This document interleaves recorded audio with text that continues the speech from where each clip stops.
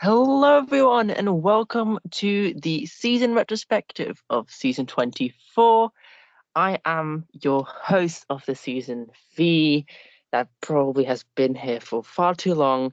And we're here to talk about the current season of Twistvivor, Templo de Leyendas.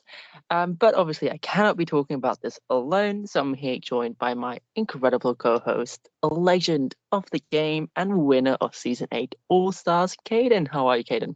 Hello, I'm good. Thank you for having me on again. Yeah, I mean, the first season started with you, so I feel like the second season, it's perfect timing to start with you as well. Oh yeah, And gotta make it a got a lot tradition. to talk about. Awesome. Yeah, I mean, no, I have really enjoyed this season. I did make it a goal of mine to be a bit more interactive with the cast and know a bit more about how the season's been going on, and I think I did just that. So it was really fun to watch.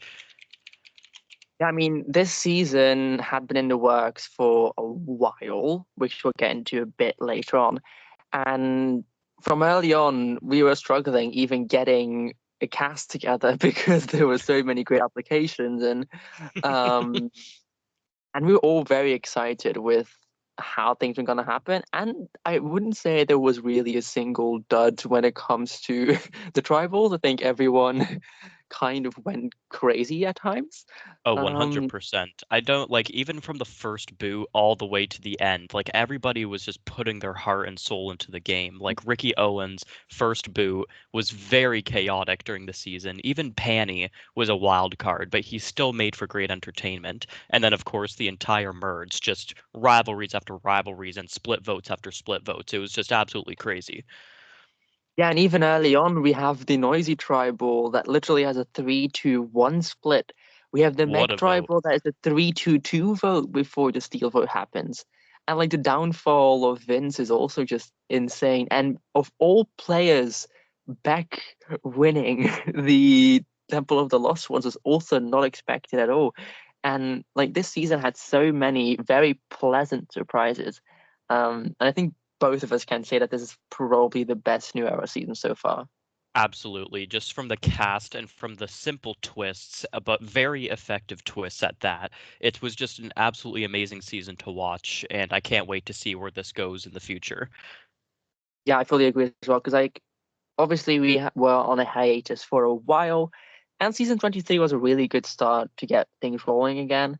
And now we have season 24 with such a strong cast, and in general, it definitely went on a bit more of a unique route, especially because of the original twist that were planned and that was scrapped. Um, and I think the way that things played out ultimately kind of were in the best way possible. Um, because I mean, the entire theme of this season was obviously becoming a legend yourself, bringing back these players who hadn't played in like 2 years' time, um, which most of which we had played with before as well. Hmm. Um, and the other thing of it was really focusing on using everything you have to your ability to make it to the end, obviously with the three temples in play. Also, just in general, the way that advantages were handled, you really had to give things away to be able to get them, which forced people to really think in a way where obviously if you lose your vote to get an idol, is it really worth it to get those idols? Or if you Mm. win immunity, is that good for your alliance? Because then they will have less votes to have on their side, and that could mean that their side gets flipped on. And I think this entire season, I kind of tried to plan around the fact where you really need to, like, you cannot win this season if you're not good socially and strategically. And obviously, we are recording this right now before the vote reveals, so we do not know of the final two who has won yet. Um, I mean, we do know, but we have not revealed it yet. We're keeping that a Which we're not going to be secret. revealing. Um, and obviously, the way that this season was built, you could not make it to the end with just comp wins. Especially early on in the merge, a lot of your game would have basically been nothing if you continuously won comps. And that was honestly kind of my main idea behind the Temple of Legends as well, where if you just continuously won comps, you really wouldn't be playing the game. And then it's Hmm. kind of a dilemma of like, hey, do I want this immunity? Do I really need this immunity? Or do I kind of either throw the challenge or focus on getting closer with my allies and then voting that way? Hmm. Yeah, no, it was a great twist to kind of implement that because we've had people in the past like Sam who have just steamrolled in the challenges, but have had a lot of influence in the strategic part of the games. And then we had people this season like Risa, who was also very good with competitions, but with being away on the Temple of Legends, how does she remedy that in her final Tribal Council performance?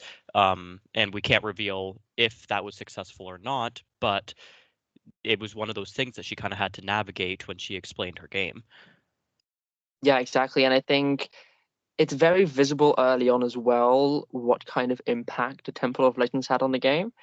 Because one of the most funniest things that comes out of this season is honestly probably one of our favorite characters and players in the recent era, Eric, Uh-huh, who Eric. Oh my goodness. who probably should be called the ambassador of the Temple of Legends at this point, with how many times that he visited there.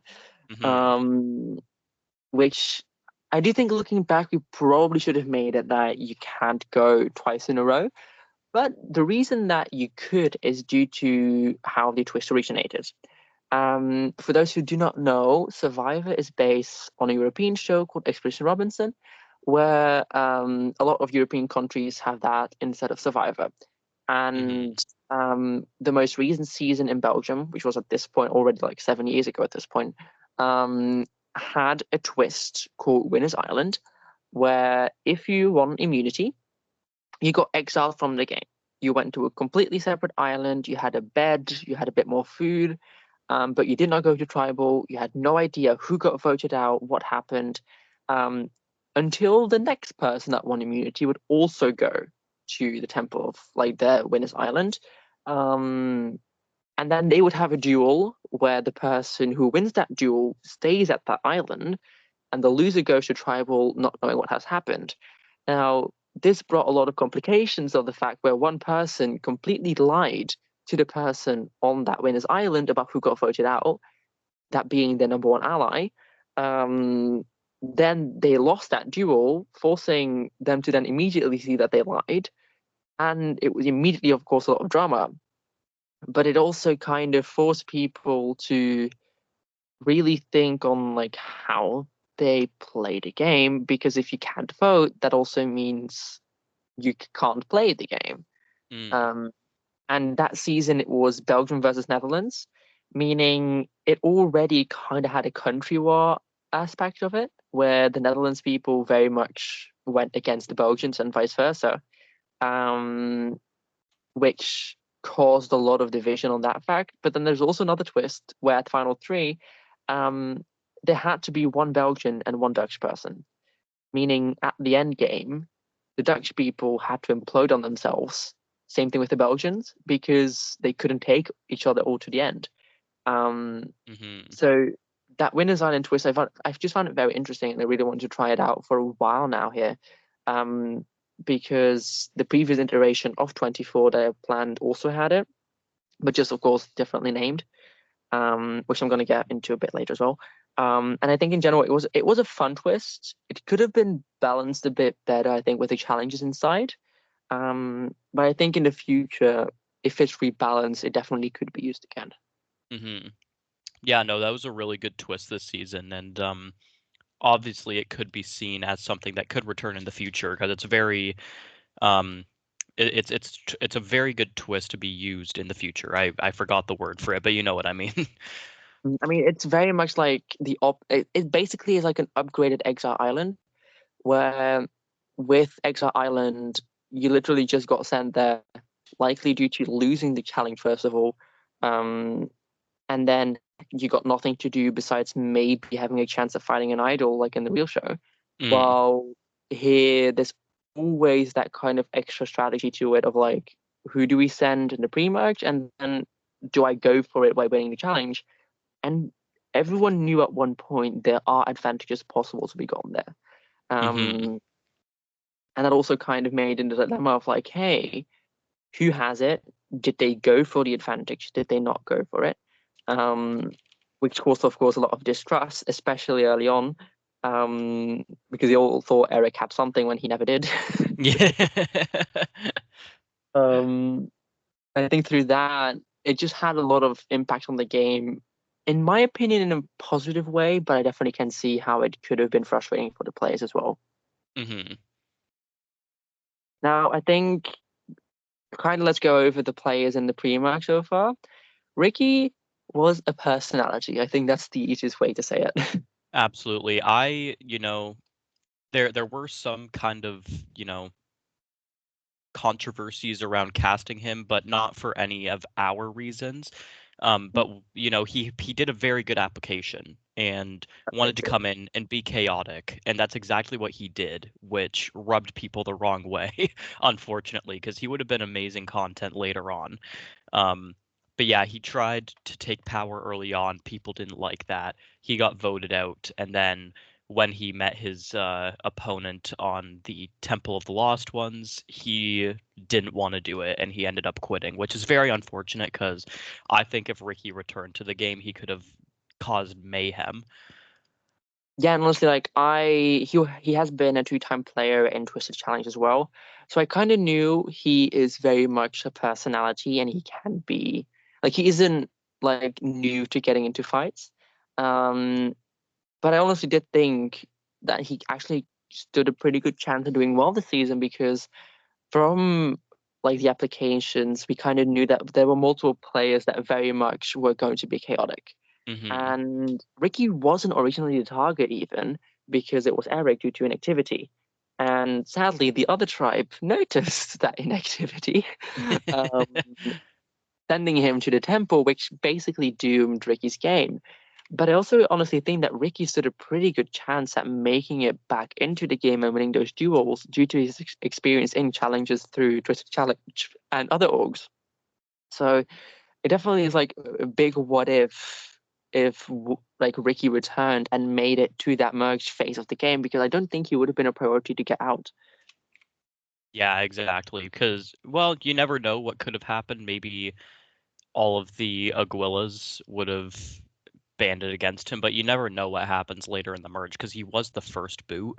They Hmm. probably would have been like, oh, he has to pick up the slack because he was the first boot. So you never know what can happen in Survivor. That's very true. I think like following that immediately you have Pani as well, who I think it's fair to say that Pani is literally the Ricky of the Tortuga tribe.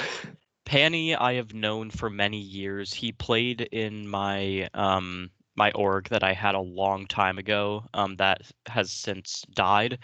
And he did make it pretty far. I think he went third once, like all the way to the final tribal council. So I really wanted to cast him, and I'm glad he played because he was just the comedic relief for all of us spectators, but also just the chaos on Tortuga. And I'm very sad he got voted out early and that he was eliminated very quickly. Yeah, I mean, I think he definitely had a lot of potential. I think just what held him back was the same thing that Ricky had happen, where he was kind of that chaos incarnate. And if you're not the one that has immediate control, you kind of will be the one taken out instead if you're playing like that. Right.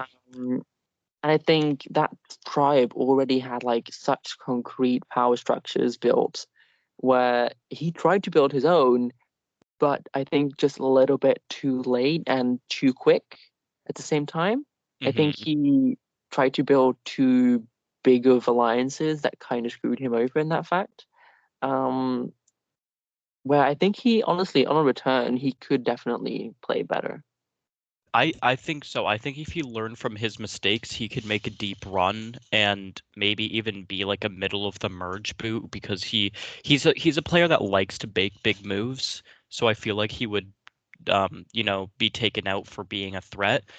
But I would love to see him return at some point, even just like if we know he's not going to get far, just for the relief of comedy, just having Exactly. something there to make us laugh and enjoy. Because it's not like he's bad in that sense. He's just a very funny player. Yeah, I mean, I remember the fight at Tribal. I think it was with Flower because he was just calling out Flower and all the people like in the majority at that point. Which I mean, good that he saw that. But just calling them out left to right and calling that chaos, and we were all just like loving it because of how great it was. But now we talked about Ricky. Let's talk about the person who got Ricky out, Catelyn. Which I feel like Yes. Catelyn going from basically the top of the game to out was honestly kind of shocking. It was, and you know Catelyn and like how she's a good player, and I expected her to make a deep run too, and I was honestly devastated when she lost her duel um in the Temple of the Lost Ones because she was cooking. She was cooking. I think if Catelyn returned, I think she would have very much been similar to Beck, where she would have been able to integrate herself again. However, I don't think that Catelyn would have made it to the end because she would become an actual threat, like fit actually in the game that people would want to take out. What I Mm, feel like Beck, which we'll talk about a bit later as well, I think was able to hide behind the right players while getting socially with everyone. Um, and I think Catelyn would have actually tried to really get control and push moves, and I think that's how they would get voted out in the end. hmm. Um, but I think in general that Catelyn is very much a lot of lost potential. I think they would have been very fun to have deeper in the game, and I think they would have been able to do really well in the swap phase as well. Um, and I think he's got very unlucky that basically the game got immediately flipped onto them. Yeah, exactly. I agree. I think now we get to talking about two of the craziest tribals, and sadly, two players that we both know very well, Hmm. Meg and Vince, two of our returnee captains. And both tribals were absolutely insane. Absolutely. With Meg's specifically ending in a 4 to 2 to 1 vote, I don't think she was the original target from what I can remember. She was just flipped on very Yeah, closely near the end of Tribal, and it's very unfortunate when that happens. But yeah, Meg should have made a deep run because she is a good player. I've seen her play multiple times even outside of Twistvivor, and she just didn't get her lucky break this time, unfortunately. yeah. Meg is such a, first of all, nice person that it's very difficult to like find a reason to dislike her and target her. And I think the main reason that she got flipped on now is obviously the swap wasn't the best for her. Hmm. Um, and then also, I think in general, having that returnee target on her back, having, I think it was Alex there as well, who did have the idol, and they all knew that he had the idol basically. So Hmm. it kind of was just safer in general to then vote Meg in case he would idol. Um, I think he definitely was just very devastating because like I've known her for 3 years plus, 4 years now. I've played so many times with her. I've hosted her so many times. She hosted both of us in Novel Vibe. So like Yes, yeah. we go way back with her, and it definitely sucks seeing it go so early because also she was like the first returnee cast. She was the first player cast on this season. Um, She wanted to come back, and that's what's unfortunate is that she just got unlucky with how things exactly. were going. And I think Vince's elimination the following round was also just as crazy because if you look at, so postseason, you guys will be able to see this, but if you look at the trust rankings, the round before this, he was number one on his tribe. He was very trusted basically along all sides like of the game, but his game blew up completely due to fights with the wrong people and chaos that started, and it sucked so much because he already was a three-time pre-merger, and I really wanted to give him that chance to redeem himself and play again since All Stars because I feel like this probably was his only shot at playing again because he played too much for second chances, and it's very difficult to otherwise cast people who haven't made the merge and stuff or like Hmm. haven't gotten specific rewards. So I think at Yeah, that point, with this is kind of like his only chance. exactly, yeah. And I played with Vince in All-Stars, and right off of the marooning, he was just somebody that I really enjoyed talking to. And when he got out in the merge of the world merge, that was kind of sad because I really wanted to see him at the game merge. But coming into this season, I knew he wanted to make the merge. And it was so unfortunate because I think he just rubbed some people the wrong way too quickly. And people just started turning against him, even though, yeah, like as you said, he was number one on trust rankings. Um, and I feel like he could have made a deep run if he just didn't pick some fights. Not saying that that's his fault necessarily, but getting into fights was his downfall this season. Yeah, I think Vince is very much like the typical early game power player that just something happens that kind of makes his downfall happen. Hmm. Because like the same thing happened from what I know in All Stars as well, where he was in a good position. Then of course like the world merge happens, and I was one of the people responsible for his elimination as well. I think I did vote him if I'm correct. Because also like at that point he was very I can much fact like check that. I think he was an agent of chaos, like if I remember correctly from our tribe. Which I mean it was nice, it was fun, but it was a lot. Yeah, um, you voted for him in All Stars. and in general, like such a nice guy, and I think he definitely wasn't on the original list to return. And then I was just looking at like the alumni that were possible, and I just saw him pop up online, and I was like, huh, honestly, why not? Like, why hasn't he returned really? Hmm. And it definitely was a surprise that he accepted in the first place. I was very happy.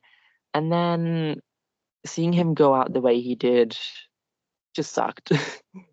Right, yeah. And on that topic as well of Vince not necessarily being on the original Returnees cast, we should probably explain why we had these four All-Star returnees come back. Yeah. Now, V, this was your idea, so I'll let you explain it, but this was a really interesting casting choice, like a twist. So, I mean, it's very easy to know and see. I've been here since the start of everything. The I've OG. been, yeah, I'm basically one of the OGs still here in the community. I have seen it all grow, been created, been a big part of everything. And we had the 3-year anniversary happen. I hosted a special season of Twitter Challenge there. You were a part of it. Hmm. And alongside, season 24 was happening, meaning we were basically around the 3-year anniversary of Twisted. And in general, I think a lot of the players from the past had not been active anymore. Either not been a part of the community, had left orgs, had just started doing different things. And I really wanted to find a way to get these people back. And there were very specific people that I immediately reached out to. Some people that I reached out to, like Austin from All Stars. I reached out to Pi. I reached out to Plows. Emmy, I reached out to as well. I reached out to a lot of people, but either due to scheduling didn't work out or they couldn't, etc. Um, and I really wanted to focus on getting people that hadn't played in Twisted in a while. Hmm. Um, I think, like, if you look at it, season 8 and 9 happened at the same time. That happened about 2 years ago at this point. Um, and at that point, I really was focusing on like preferably before season 9, because season 9 is actually the start of era two. Um, but obviously we got Alex, which I'm very happy that we got Alex because he definitely was one of those like finalists that needed that redemption. Yes. Um, we should talk about it in a bit as well because that was also an insane rival. And I really want to focus on getting these people back who kind of had disappeared, who kind of were forgotten. And like in as said in the intro, we had so many legends, so many really active players who have made a name for themselves in recent years and in recent seasons. And they were kind of forgotten despite having a really big impact in the growth of the original era. Like Meg is still one of the best players from her season. You have Hmm. Beck getting fifth place twice in a row in both season 1 and 6, which was very impressive, and playing Hmm. really strong games in both seasons. Even Alex being a runner up, and Vince being an incredible character and honestly role player at the time. And other people that I asked, for example, like I asked Bolivia, who was a player of the season. I asked Plaus was a player of the season. I asked Austin, the double player of the season. Um, like I specifically asked people who hadn't played in a while, who meant a lot in kind of the growth of Twisted, and who I also felt kind of needed to prove something again. And Mhm. it fits a lot as well because like with Mexico, it very much like I very much changed the season based on this twist.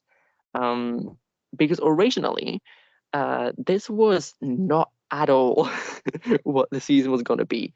Um, because the I'll original, actually go and check what it was gonna be. well, thing is, you don't know because Oh, Crimson really? told me, hey, make season 24, but make it a spectator vote.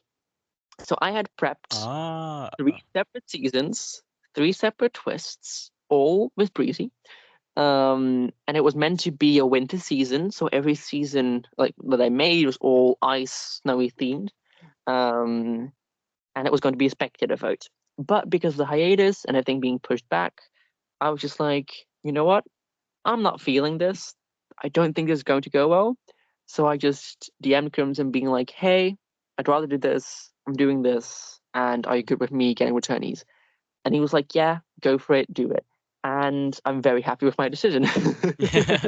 Yeah, no, it was really fun going through that because we did kind of reach a dead point. Like you had asked a bunch of people, like Caleb and Meg and all of those people, and only Meg was the one responding. And I was trying to convince Austin, and for those of you, who want to know deeper into the Twistvivor lore, Austin and I have a huge rivalry from season 8 All-Stars. And even I was like, Austin, you should return. It would be so cool. But he was like, "Nah, I'm waiting for my chance when I get to like get my redemption on you or something like that." So it was just like, where do we go from here? And then we went, yeah, what about Vince? What about Alex? Because like these people haven't returned in 2 years, and Vince needed redemption 100%. Um, and Alex needed redemption from be going unseen at the season 9 final tribal council. And Beck, for example, like I would personally say, just from an objective standpoint, Beck redeemed herself Mhm. um from going fifth and then like 28th or something like that, and then making the final tribal council. Like she did that, and she was definitely the underdog. um but I'm really happy with the returnees that were cast this season. I think they were great decisions, um, and they definitely made this season as good as it was. I fully agree. And I think without them, it would have been a very different season because each one had such an impact. Despite, for example, Vince and Meg going out earlier than expected, they still had a really big impact on everything. Hmm. And Alex being the first juror and his tribal misplaying his idol, ending up in a tie, and then being the revo, it was also just like such a shitty elimination because I didn't like, I know how badly Alex wanted to return, how much he was giving into the game. Obviously, he did get the idol. He was able to be one of the few to actually solve the Temple of Treasures. And it was just so fun to watch. And he definitely felt like someone gone too soon. But at the same time, I feel like he did definitely redeem himself from supposedly like his gameplay in season 9 being more fine, meh, to really being like a player who has grown a lot and impacted a lot of the season. Um, Hmm. Yeah, and I it think definitely would have been a different season had we had different returnees, but these returnees definitely made for a very entertaining season. I fully agree. Even in spectator chat, a lot was going on. Hmm. This was a very active spectator season for sure, and I only see that growing as we go on. I agree. Uh, to quickly finish off the pre-merge, I think we kind of have to talk about the noisy tribal, um, Mm. where we have Omen, Rissa, and I think it was Sapphire completely flipping the game on that tribe, sending Noisy and then Brady home. It was insane because I think all of like I was very much expecting Rissa to be voted out that round. And then I started seeing the votes come in, and I was like, oh my God, 2-2-1, what's happening, huh? And at one point, I thought it was going to be a 2-2-2 vote where I had no idea what's going to happen then. And then seeing it become a 3-2-1 with Noisy of all people being flipped on was insane. Yeah, and Noisy was a good character and had so much potential, but you got to make big moves to get yourself further in the game. And, Risa was between a rock and a hard place, and she just had the right people to get that move going. Um, and I think for the people who don't know 100% what this vote is going to entail, or like in terms of the players, they're going to be shocked to find out that this happened in the pre-merge of all places. Um, but that was an insane move.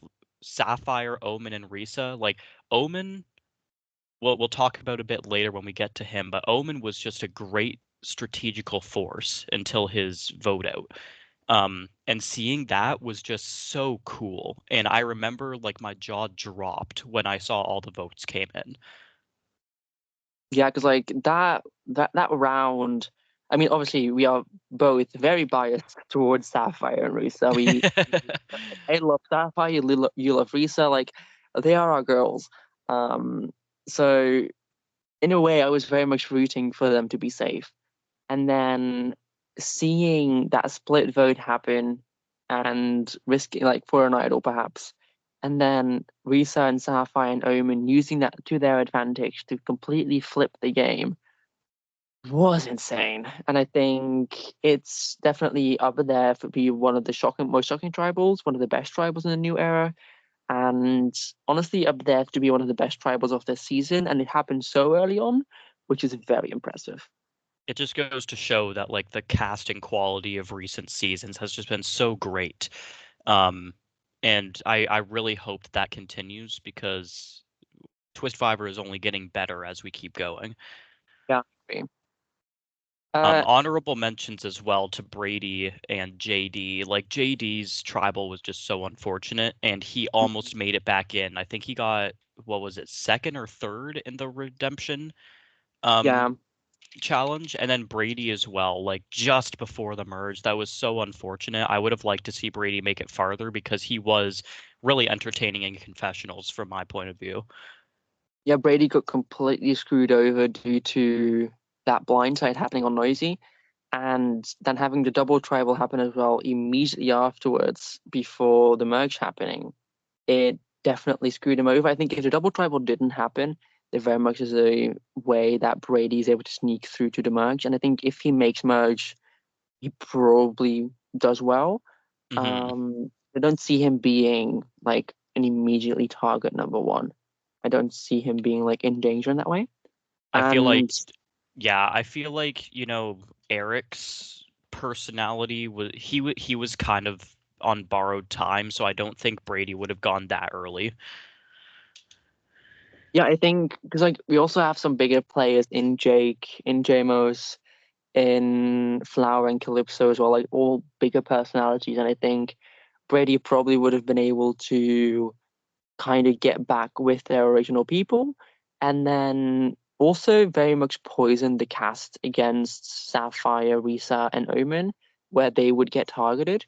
And I think it honestly would have been like yeah, successful because they did kind of get that rumor of being a trio, and I think that would have been played into way more. Like I think it would have happened earlier rather than later. Hmm.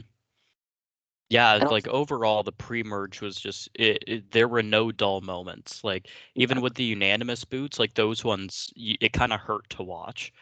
Mhm.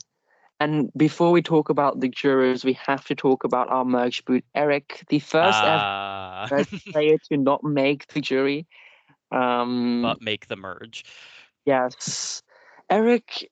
I mean, he started off rough due to obviously being new to orgs, not really knowing what to do, how to do it, not being here in general. Um, but I think the further he got, how like all of us just kind of fell in love with him as a person. Hmm. Yeah, he was really trying to get his footing with orgs. Like we had two new org players in Eric and Jake. Jake had played one before, but he was first boot in that one. But regardless, Eric came in kind of didn't he wasn't active at the start, and that's kind of what made him a target. Um, but Tortuga allowed him to thrive and to flourish in his game by sending him to the Temple of the Lost Ones, or sorry, the Temple of Legends. My my bad. Um, and he just kept on going. He kept on getting votes after votes, but people kept in. And from a hosting standpoint, just watching him be like, what the heck is happening? Why is my game like this? It was just really fun to see him Mhm. get as far as he did. I think I would have loved to see him make the jury, and had it been a final three, he definitely would have been on the jury. Hmm. Because originally, this is also one of the scrap twists. We did originally have the final 12 person make the jury. However, there would have been a jury vote off happen, inspired by Australian Survivor versus Villains. Um, Oh, but Survivor I Co. wrong. I'm wrong as well, yeah. And yeah, production was against it. I was for it.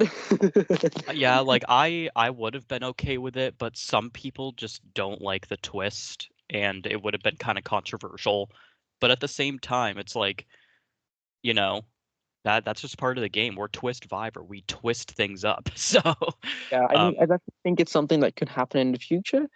It didn't now, and yeah, like the I closest we've had to something like that is the season 1 and season 8 and 9 twist where the final 4 person decides if it's final 3 or final 2 FTC. But that's not removing a juror. That's just shaking up how the end game is.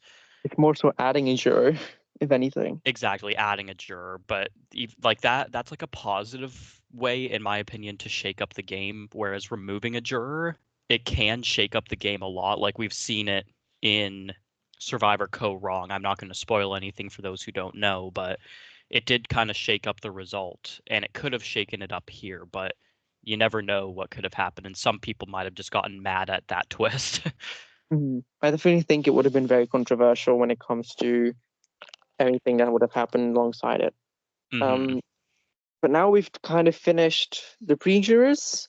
Let's get into the jurors. And I mean, we've talked a little bit about Alex already. I think Alex was such a pleasant surprise this season, seeing him return after such a long time. And I'm very happy with how he did. And Hmm. I would love to see him play a third time again.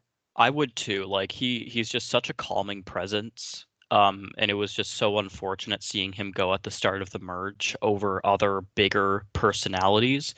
Um, so yeah, I definitely echo that in saying I don't think this will be the last time we'll see Alex. I agree. And I think he fits a lot of things to return as well. Like he obviously has the finalist mark. He has made jury, like he has made the merge both times now. He obviously misplays his idol. So if there's like a Ghost Island type of thing, there's some sort of recollection that will happen there. Yeah, Um, that's right. He did misplay his idol at that tribal. Oh, that yeah, I just remembered that. That hurts. yes, like that's the worst thing as well, because like he misplays his idol, ends up in a tie, and then goes in the revote, which hurt us even more. And I think he would have been a really fun character to get further in the game. And obviously, being one of two, originally being one of the only returnee to make the merge, because had Beck lost, he would have been the only one. It Hmm. definitely put a lot of pressure on that entire casting twist, of him going so early, and we got very lucky with Beck making it to the end. Um, Absolutely. And the thing is, like at the start of the season, like just reading through confessionals, everybody was like, "Oh, these guys are all stars. They've played many times before. They don't deserve to be here." And that's kind of one of the reasons why not noisy Vince and oh my goodness, people are in my house right now and they're talking a lot, so I got distracted. But Beck and Vince and Meg like all getting voted out in the pre-merge, like that's one of the reasons why. But Beck making it back in and redeeming herself that way was just great.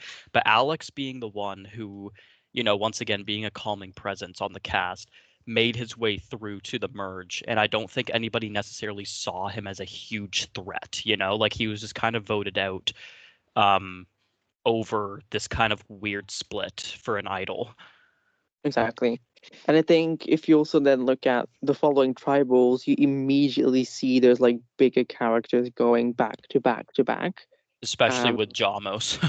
yeah, I mean both Jamos and Jake, who were insane characters, who had such a big impact on the game because both Jamos and Jake were literally doing the Temple of Treasures at the same time.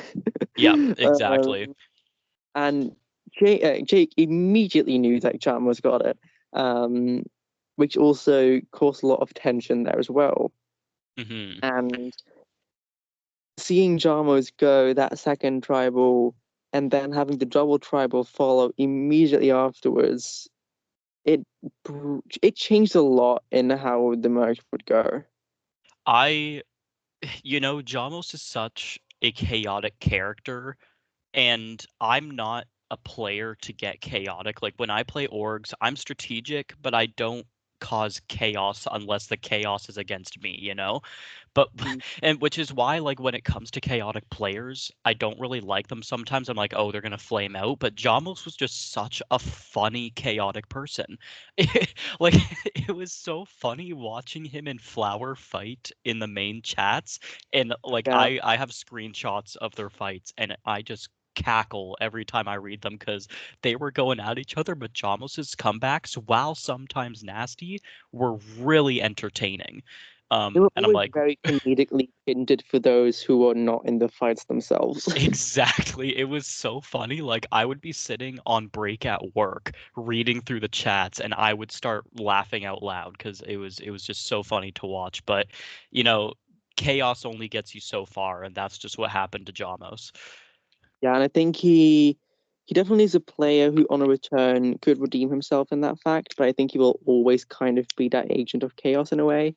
Hmm. And I mean, a season definitely needs that. I think if you only have those very serious game bots, that a season is not going to go well.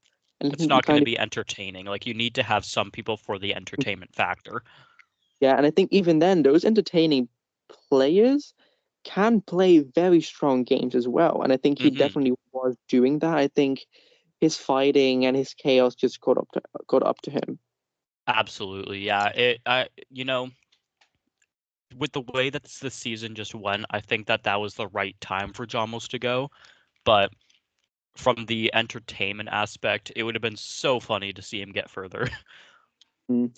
And I think another thing with the following tribal being the double earn tribal, literally, I think 5 or 6 alliances got made in the span of an hour. And the Mm, thing is, that hour was like a couple of hours before tribal actually started.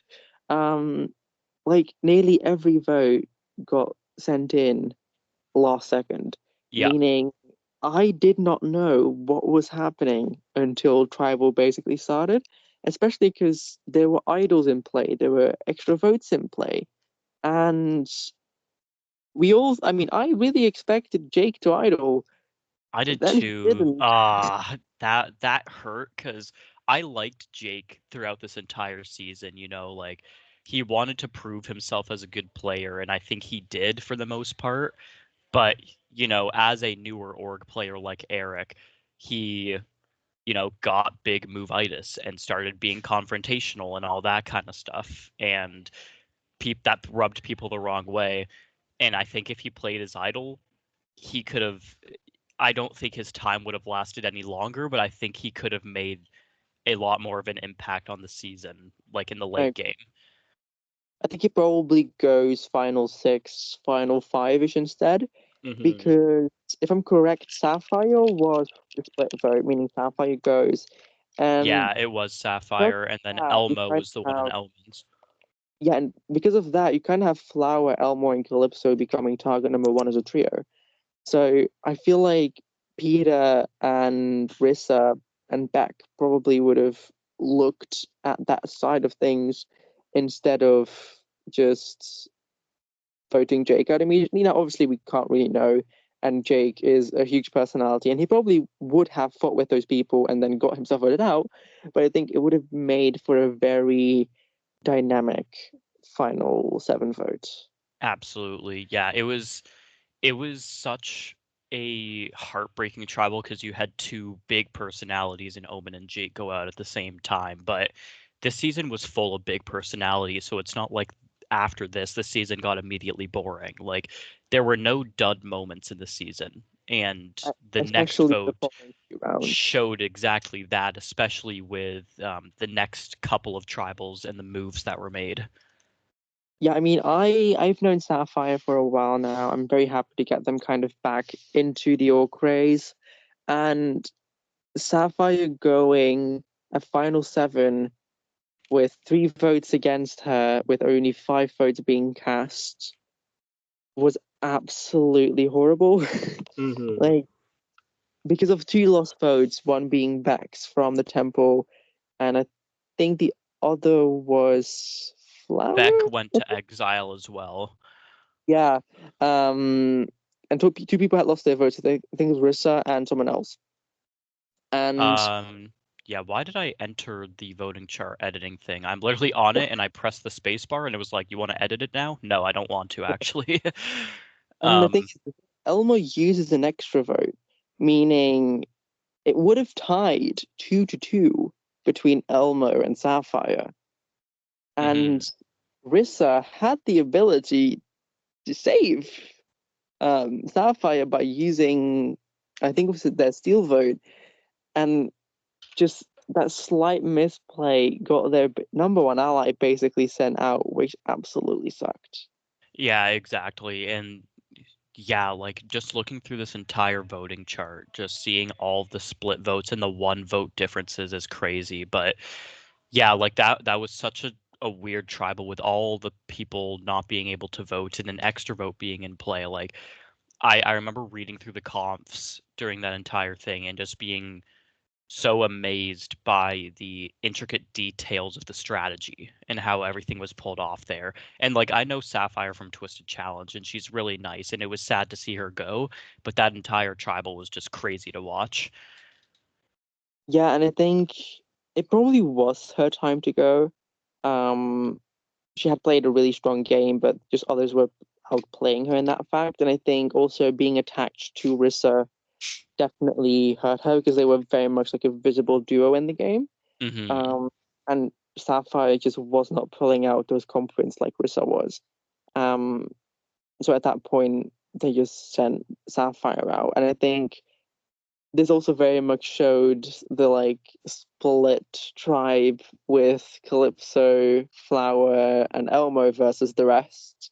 Um, and obviously that side gets completely annihilated the following few rounds due to an idol misplay, and it it definitely impacted a lot because you see Calypso going at final six, um, which that was also a pretty tight vote,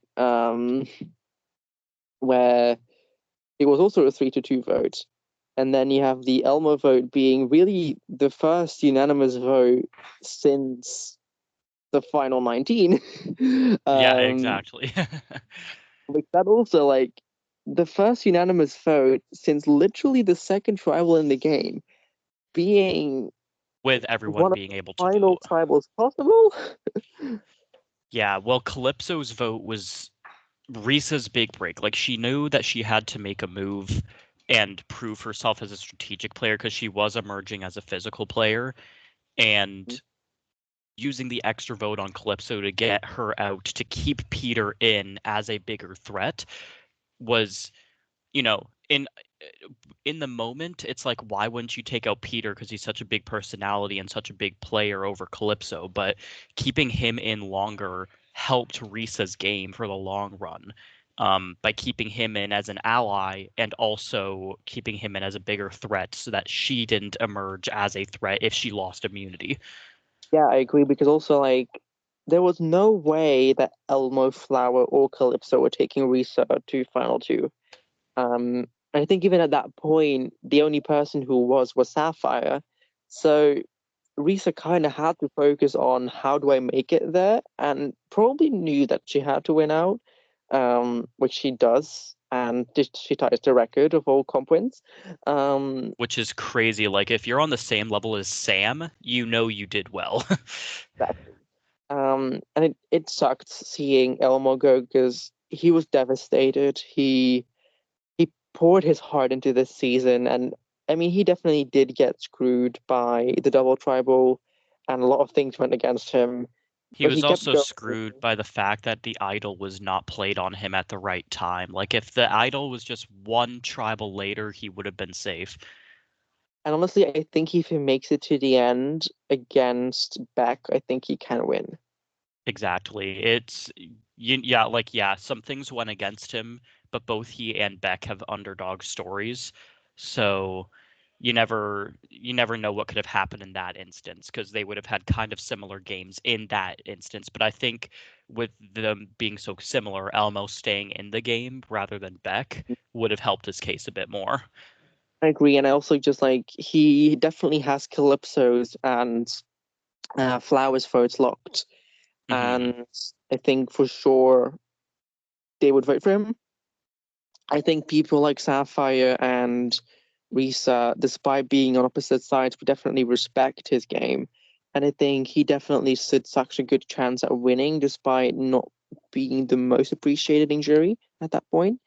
And I think he is so well versed in being able to explain his games that he Hmm. definitely stood a pretty good chance at winning. He definitely has a way with words. Yes. And obviously, we have the final two eliminations in Flower and Peter, where obviously, had Peter won immunity, he takes back, and I think he wins the season. I think Had Peter was for sure a winner. Like once he got to Ponderosa, people were telling him that they were going to vote for him. So, exactly, I think he would have been a very strong winner as well. Um, and Risa clutching it out. Same thing with Peter clutching it out in fire making against Flower by literally like it six was like seconds. 10 seconds or something like that. Yeah. Six, I just checked. Like he was able to clutch out that win at Final Four against honestly one of the biggest players of the season, and then Hmm. he got so screwed by one simple spelling error in his endurance where had he made it, he would have been able to tie with Rissa and likely win. And it would have been an insane ending to the season. And It it would really have. sucked to see him go as the final player in jury.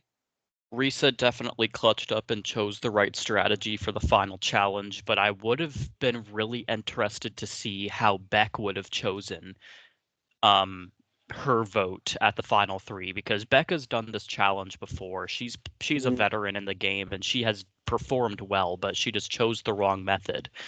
And I wonder if she would have chosen to go with Peter or with Risa. I think with Peter being such a dominant player, he still would have gone there, but you never know because Beck was the underdog and she was fighting for herself and not for anybody else. Mhm.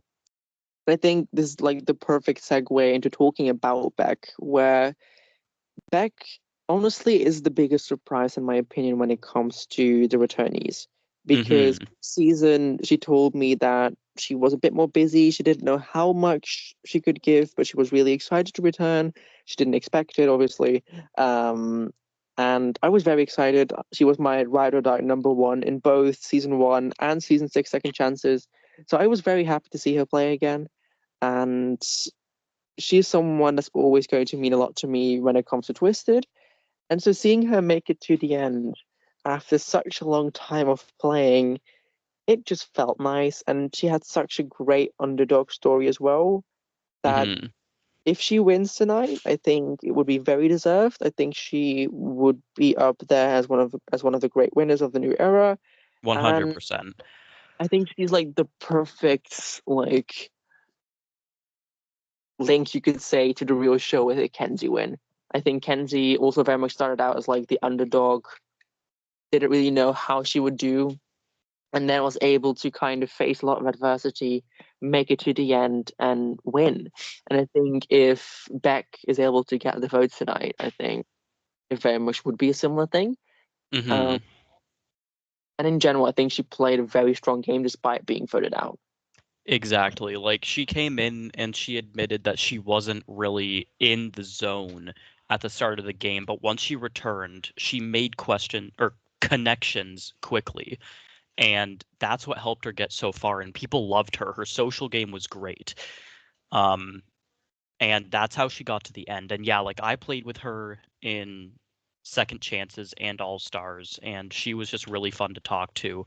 And seeing her come back and redeem herself by, like, because she got fifth, and then like really early, and then she came back and got the final two.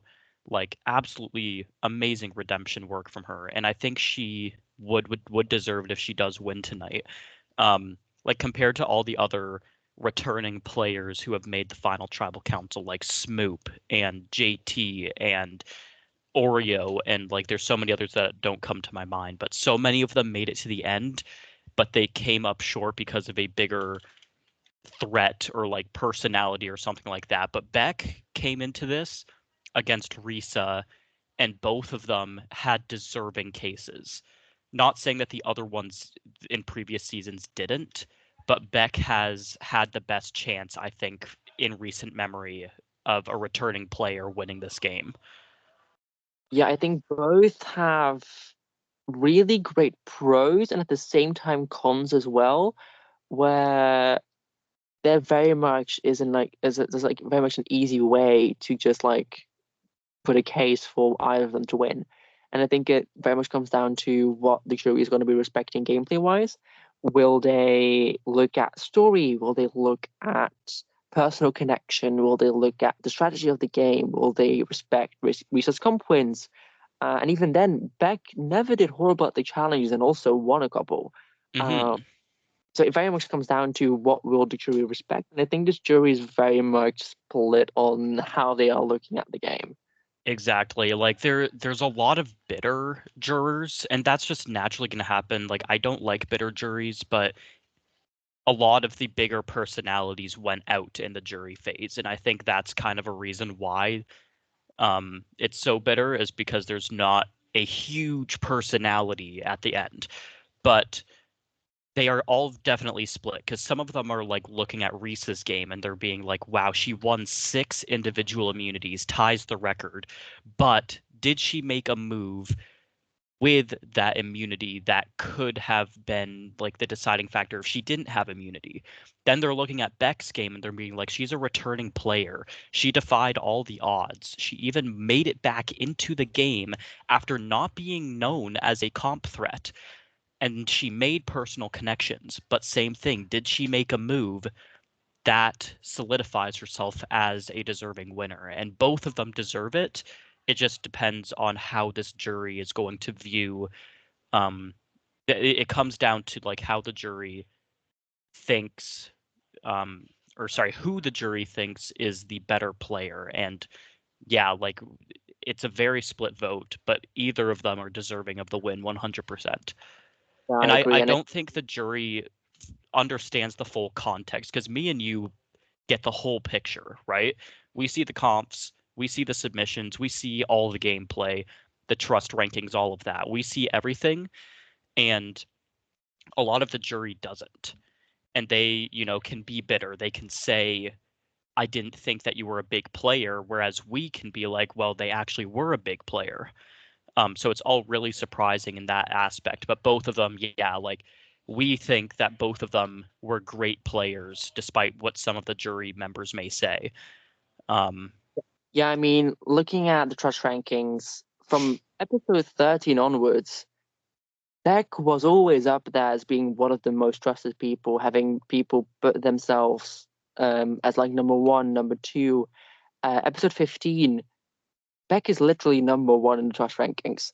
And I think a lot of people underestimate her game simply because it wasn't necessarily the most literally dominant. She wasn't the one being there fully controlling every single vote, being like the Boston Rob type character, because she didn't need to be. She was brought into the votes. She was brought into alliances. She made connections that was able to get her there. And I think a lot of people just not aren't necessarily like seeing that, which is impacting a lot of the game currently with how they are voting.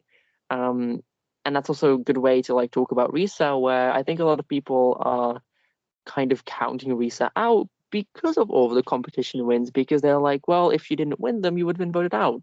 And it very much is like, okay, how are they going to vote? And it's just going to be a very interesting result tonight. Exactly. And like, they can ask all of these questions, but from a juror standpoint, like some of those questions can be seen as unjustified. Like how you said with Risa, like, oh, if she didn't win all of these competitions, she would have been voted out. Well, we don't know that because we weren't able to see her in that desperation. So those are all Exactly. like hypotheticals. Same with Beck. Like all of these things, like if she didn't make the social connections, would she have been voted out or dragged to the end? If she, this and that, like there's so many scenarios, and people are just asking the hypotheticals and just wanting to hear the quote unquote correct thing. Um, and that's what's splitting the jury so much, is that they're making excuses for things that didn't even happen. But that's just how juries work nowadays. Like people just worry about those things, and that's just how it works. Yeah, the meta, like we've both been playing for a while now. The meta in orgs has changed a lot, and it's changed a lot due to the actual show, due to just what in general people think of the show now and gameplay. And I think, like, if you look at the org community like 2, 3 years ago, I think in general the way people played was just very differently, Hmm. and it definitely has changed a lot. And I think especially because if you look at All Stars, like both of our best seasons, that's the best way to say it. Yes, yeah. Um, that season, JC, realistically, he should have won. He played a very strong game, and yes, he got voted out, but he also was able to redeem himself and literally was the previous season's winner and was able to make it to the end. But Hmm. a lot of us also voted based off of our personal connection with you, your underdog run, being able to continuously make it to that end point despite everything going against you. And there's also a way to respect that part of the game where it's not because you're on the bottom that that means you're playing a bad game. And Right. I think especially now people are underestimating that fact, in my opinion. Yeah, a lot of people automatically assume if you didn't make a big move or you were constantly on the bottom, that means that it's your own fault, when that's not the case, because there are underdogs. And if you redeem yourself in the sense that like you were doing everything that you could to defy the odds and make it to the end on your own terms, that's worthy of a win. There's Exactly. top dogs and there's underdogs, but it all comes down to what the jury as a collective value. Um, and that's the hard thing as a finalist. Like I've been a part of 4 final tribal councils. I've only won one, which was All Stars. But it's you gotta figure out what the jury wants to see.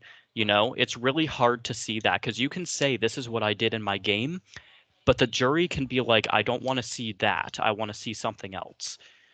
Um, because yeah, we can say, oh, this person deserved to win, but when it comes down to the wire, you really got to sell yourself to what the jury is wanting to get. Yeah, I mean, a great example as well is in Hero versus Villains, where Sam played a very dominant game, but it was very reliant on immunity wins and advantages. Hmm. While Courtney, she entered the season with the biggest threat, made it to the end, had to also be saved by Sam multiple times, but still played a really strong game. And in the end, we all were just like, we respect the way that Courtney played it far more than how Sam did it. And I think in the end, that's just how Courtney then became the first two-time winner and also won in unanimous fashion because the way that that jury just looked at the game was just very different from how they expected it. And I think also just looking at the juries throughout Twisted, it has changed so much with so many diverse and different winners that it definitely makes it very fun to see because every season is already so unique. And then having these winners all playing their own game and not really being very similar to each other, I think it very much has like a unique feeling to it. And if there ever is a winners at war, it would be a very much Clash of the Titans. Oh, 100%, because there's so many different winner stories. But speaking of winners, like this will be the first season since season 18, double-sided coin, which happened and ended on June 3rd of 2023, over a year. This will be the first season in over a year that we have a female winner. And alongside that, this is the first all-female final tribal in Twisted history, which is also just an incredible feat to have. Hmm. I think both of it can, like, I think everyone is just very happy that this finally has happened. Because I mean, it's easy to say there are not that many girls compared to guys that are playing orgs, and even then, there's not many casts usually on seasons. Hmm. Um, so having this happen is just a great feat to have. Absolutely. Like, that's what's so fun about this game is that there's never a season that is the same as another. Like, you can compare seasons, but every season is different, and there's always something to be, um, there's always a record to be achieved with all of these seasons. And this season in particular was just so amazing in all aspects. Like I said, there was no dull moment in this season. Every part of it from pre-merge to the end was just absolutely entertaining. Yeah, I think this is very much a season that has brought a lot of motivation back to the production team to really push forward with Twisted, get everything running again. And with Take Two Season 25 being in production now as well, and everything going very well for that, um, I think we are very much looking at a bright future with Twisted. Absolutely. Yeah, season 25 has been in production for over a year now. Um, because yeah, I really am loving everything that's being prepared for this season. The twist, the theme, everything.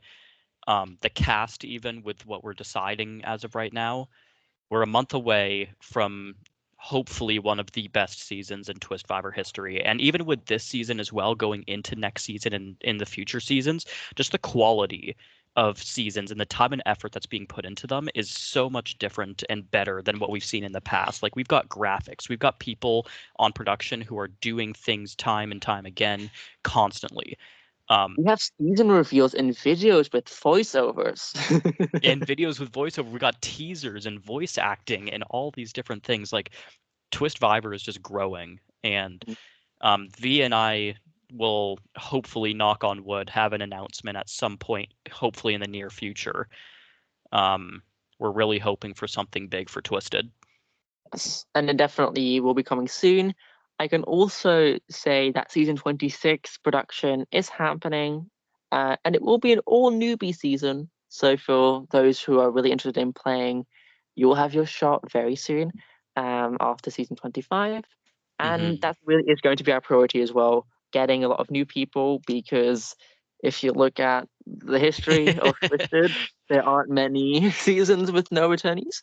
Um, Only we're going into season 25 now, which is of course all returnees, it's second chances, but out of 25 seasons, only 3 of them have had only newbies. Every other season has had returnees in some sort of capacity. Season 1, season 9, and season 10. So it's going to be 16 seasons since we've had an all newbie cast, and I'm really excited to see that. Me too. I think it definitely is going to impact a lot as well. And with the twists and ideas that I have got planned, it should be a really great one as well. Absolutely. And we're also in the process of training new people who have been on production for many, many years to get to their own seasons of hosting and producing them and stuff like that. So Twistvivor is just growing and growing, and we can't wait to see where it goes. Exactly. And I think this is the perfect time to end this episode of Twister Talk. Thank you Hmm. so much, Kaiden, for joining me with this retrospective and kind of talking about the season, because this definitely had a season that we could talk about a lot, and we honestly could be talking for a while more. So thank you so much for joining me today.